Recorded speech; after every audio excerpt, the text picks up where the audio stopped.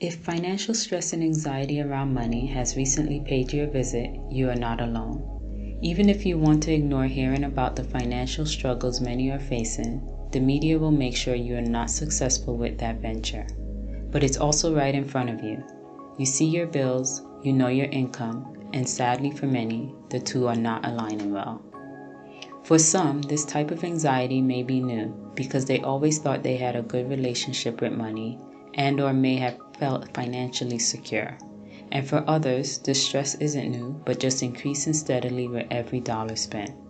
During these times, it's hard for many not to have finances take a toll on their mental health.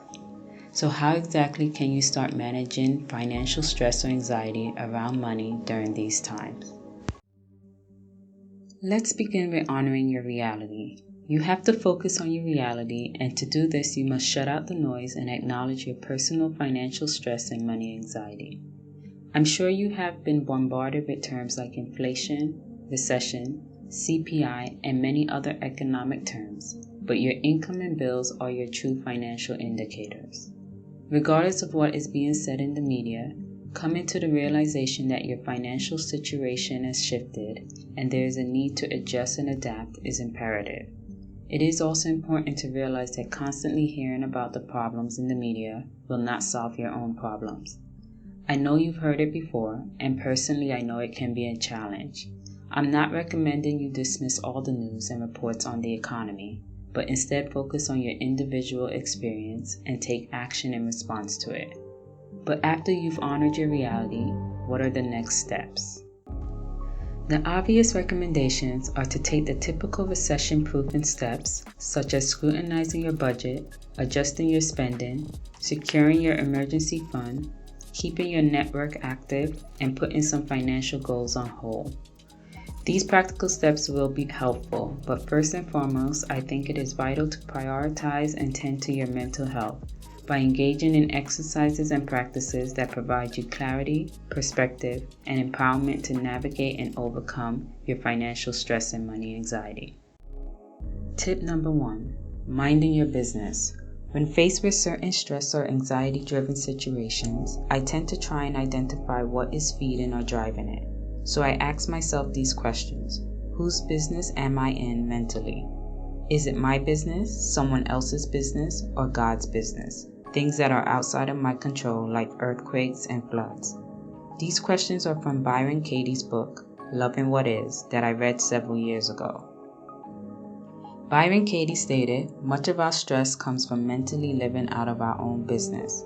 I can find 3 kinds of business in the universe: mine, yours, and God's.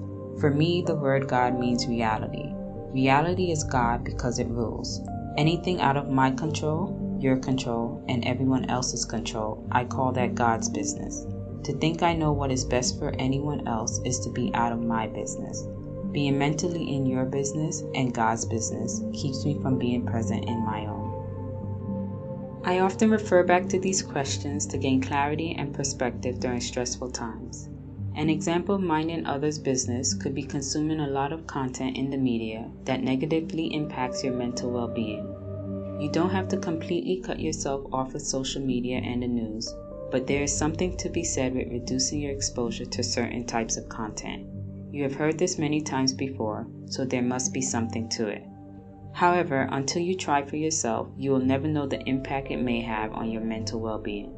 This is just one example, but take a moment and ask yourself these questions to find out what businesses are you focusing on that isn't your own, and how you can actively remove or decrease your exposure to it. Tip number 2, focus on what's in your control. Next, to give myself additional perspective, when anxiety comes knocking, I ask myself whether the situation that has triggered it is in my control. For instance, the federal government raising interest rates and therefore the mortgage rates are going up, and I was planning to buy a home. What is not in my control is the federal government raising the interest rate. What is in my control is sitting down and analyzing my individual situation and seeing how I can make becoming a homeowner a reality. It may sound simple, and I know it's not, but start with trying this approach with smaller things in your life. Ask yourself, is this in my control? Can I do anything about it right here and right now? Tip number 3, managing your fears. Sometimes when fear surfaces, it is difficult to let it go. This is when I engage in an exercise where I identify and write out my fears. Analyzing your fears allows you to determine if they are rational or irrational. Get a sheet of paper, and for each fear you've written down, ask yourself, what's the worst that can happen? And if it happens, what can I do about it? What are my options? This will allow you to see the actionable steps you can take to address your concerns and worries. Tip number 4, last but as valuable as the other 3, is to tap into or create a support system. Seek out support and talk it out. Talking about financial stress and money anxiety can be uncomfortable, so only you know what you need. Talking about what is triggering your financial stress helps because sometimes trying to manage your money anxiety alone has its limitation. You can choose to do this with a mental health professional, which can allow for you to get outside your thoughts and share your struggles and concerns with a neutral individual. This is one tool that has personally been very helpful with combating my financial stress. One great aspect of these times is the ability to access mental health professionals, even from the comfort of your own home. But if you are not ready to invest in a mental health professional, consider seeking out other members of your support system, a trusted friend, your family, or a spiritual advisor. These are some beginning steps I have found helpful on my journey of releasing financial stress. Yes, the obvious fix to solving these worries is obtaining more money, and the ideal situation for everyone is that your income allows you to comfortably pay your bills, save, and even splurge once in a while. However, we know obtaining more money is no easy feat, and this often does not occur immediately, which can leave a sense of uncertainty on when we may find ourselves in our ideal situation. But the best we can do is figure out how to navigate this time in our lives and maximize our mental well-being. Even with your best attempt at following these steps, always give yourself room to know you aren't aiming to never feel this type of stress or anxiety. But the goal is building a mind that can face these challenges head on with the hope that in time, financial stability will be ours.